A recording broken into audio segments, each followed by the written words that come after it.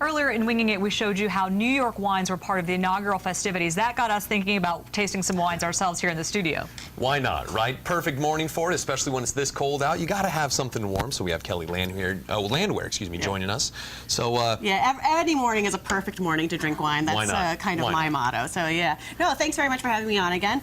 I have a Chateauneuf du Pape today to taste and a Zinfandel. So when I was first approached about doing this segment, we talked about winter wines, and I had been drinking a lot of white wines recently, actually. That was kind of where my palate was going, but this weather definitely calls for some really big reds. Yeah. So both of these big reds, I've let them both breathe for about a half an hour, and that's kind of an important thing to keep in mind when you're drinking reds that are considered big, which means they're probably high in tannins, although the Chateauneuf du Pape is quite soft. So we can go ahead and try them if you'd like, and we can talk a little bit about them. I have to admit, I'm not a great wine connoisseur, and I'm not sure I've ever let a bottle of wine breathe. And Anthony, don't yell at me. I know you were just recently married in Napa, so you know your wines. Why do we let it breathe for a half an hour? Well, I mean, it really depends on what kind of wine it is, how long you let it breathe. These could both easily be decanted. It just allows the wine to be exposed to air, which will kind of soften the flavors, bring out the fruit a little bit. So it tastes better. It tastes better. It smells better. It allows the aromatics to come through. It changes the flavor a lot of times too when you swirl it around. And one of the interesting things about wine is to taste how it changes and how it evolves over the course of the time that you're drinking the bottle. So that's what makes wine sometimes really, really interesting. So this is Chateauneuf du Pape. A few interesting things about Chateauneuf du Pape. 13 varietals can be grown legally in the region of Chateauneuf du Pape, which is in the southern Rhone region. I don't know what all 13 are. We won't quiz you, don't worry. Grenache, Syrah, and then you're like, oh, if somebody asks you Grenache, Syrah, they're like, oh, I have to, excuse me. Sommelier school, you had to know that. We're not going to quiz you here, don't worry. Yeah. And it's mentioned in a Beastie Boys lyric.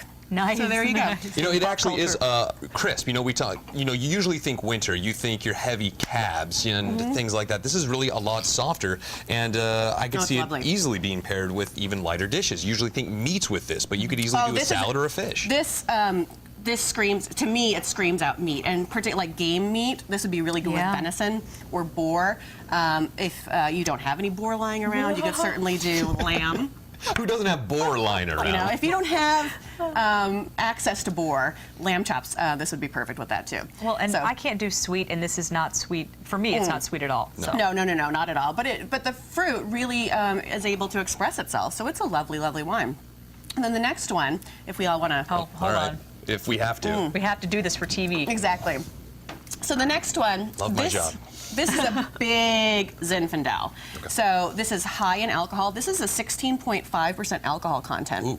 Yeah, which is on par with port. So if you think of port, you have like a little bit of port after dinner, you drink a little bit. This is Zinfandel, but it's a big, inky red wine. So you'll kind of get a sense of how big and substantial it is by the color.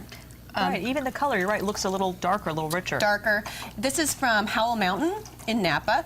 So in Napa Valley, there's the valley floor, and there's also the mountain. So this mountain is exposed to more sun than the valley floor would be, which kind of gets a lot of exposure to cold and fog. So these flavors are going to be a little bit brighter than they would be on the floor, which kind of gets a stewy kind of quality sometimes. Smells wonderful. This is very, very drinker friendly. So, but you have to be careful because it's very high alcohol content. So you don't want to. You know what? This maybe isn't something you're going to drink first thing in the morning usually, but depends on how cold it is. Just like it is this morning. And it's my birthday week, so I'm kind of like indulgent. As you should too. Salute. Now this wine may taste perfect with what we're cooking in the kitchen. Let's check in.